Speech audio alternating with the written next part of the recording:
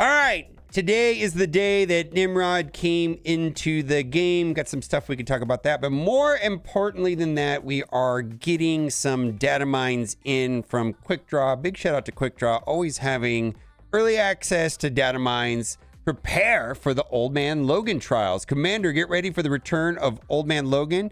Back to the Wasteland milestone, score points by earning Logan's army orb fragments from campaign nodes and ranking up characters required to participate in the difficulty 8 of Old Man Logan trials. Rewards include unlock tokens and upgrade materials for these characters, as well as gold and training modules. Good luck, Commander.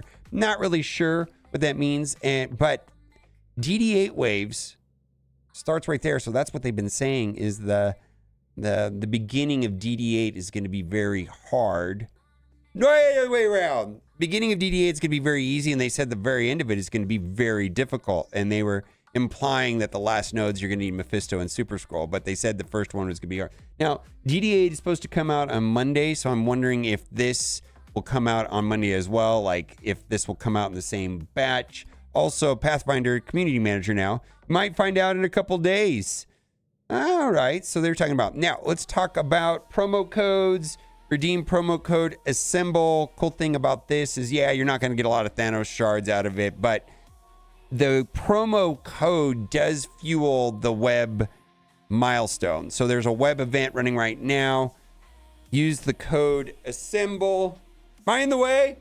Use the code Assemble, and then you'll get web milestone points from the orbs that it gives. Now, there was a code yesterday, Dream, and then also Destructoid.com, Marvel Strike Force codes. Marvel Strike Force codes.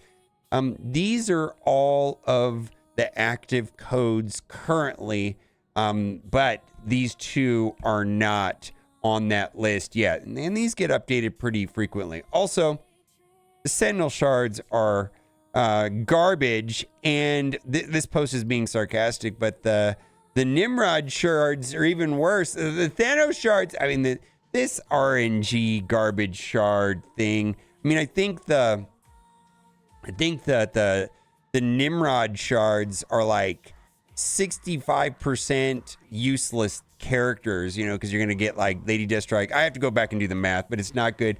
The only good thing I can say about that is that the 3-piece, well, the 4-piece right here with Mysterio seems to go through the raids just fine. This might be a situation where I don't buy a Mega Sentinel. Like, for what? I don't know. I mean, unless it's going to be a good Crucible Alliance War team. I know they did some reworks to make them more viable outside of raids. But yeah, I don't even know. Now, the reason why Mysterio is so good has to do with Nimrod's passive. It's where Orcus allies gain 10% speed. This is inside of raids for each summoned tech ally.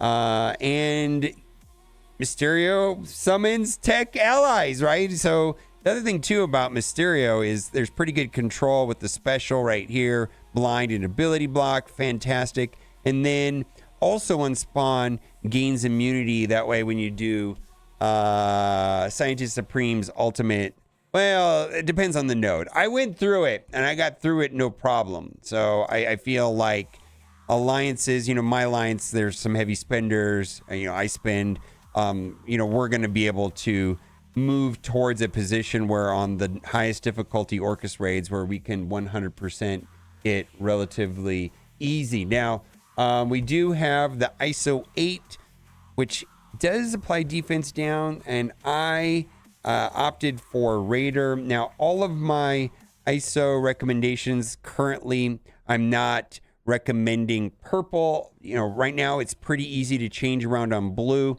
You know, if Raider's good today, maybe Striker's better tomorrow. We'll have to see. It's really easy to change now with 100,000. What is it? The ions for the level 5 on the blue. But purple is an investment. And I know some people are going to be considering taking the Orcus into Dark Dimension 8. Now, there is a strange offer. This is a string offer where there's a total of 4 offers. And the 4 offers will add up to 100 shards. Now, there is an offer in game right now for $50 that has 100 shards also, or you can do this.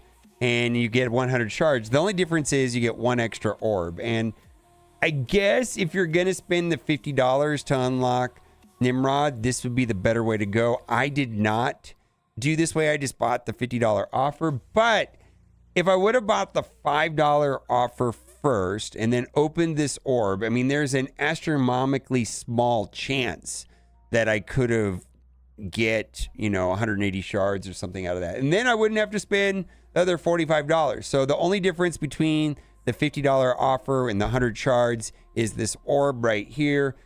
If you want to do this, then, buy the first offer, open the orb, and then proceed to buy the other 4 if that's your plan. I wanted to read this because there's a couple things. Graphic update is garbage. This is currently on iPhone. A lot of people are not thrilled about the graphic update. It looks different than the Android one. I feel like I've seen 3 different versions of it. And I know they're trying to get the lighting right, but it just hasn't worked well. Now, I thought this was the funniest thing I've ever seen in my life with ChatGPT. And I did this once, and I posted it on Reddit, something similar, maybe like 6 months ago or a year ago. And it was funny, but this takes it to another level. I asked ChatGPT to roast this subreddit. Oh, the Marvel Strike Force subreddit, where the community gathers to simultaneously love and hate a game that feels like a glorified slot machine with superheroes. It's like a support group for people who spent too much on digital Hulk shards and now realizing they've been scammed. The subreddit is basically an endless loop of, why is this event so broken? Followed by, well, I guess I'll keep playing because I'm too invested to quit. You're not gamers, you're hostages. This is savage. ChatGPT's a savage.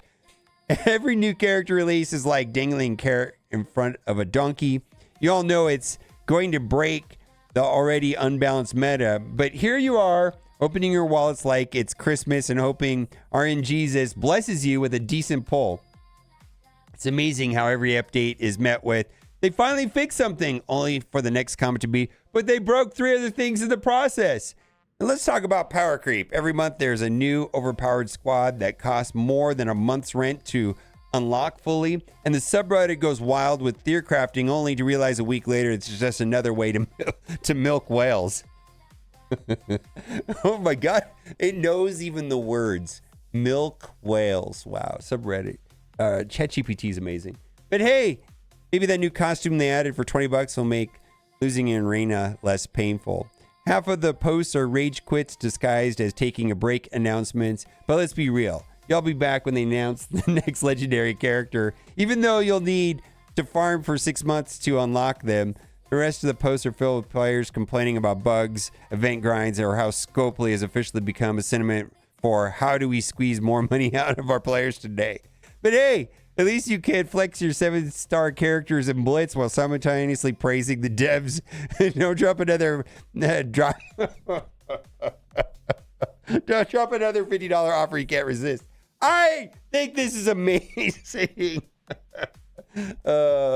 ChatGPT seems to be getting better and better, and I just think this is funny that it mentions like milk whales and things like that. It's pretty funny. All right, let me know what you think in the comment section. As always, thanks for watching. Keep on gaming. Bye for now.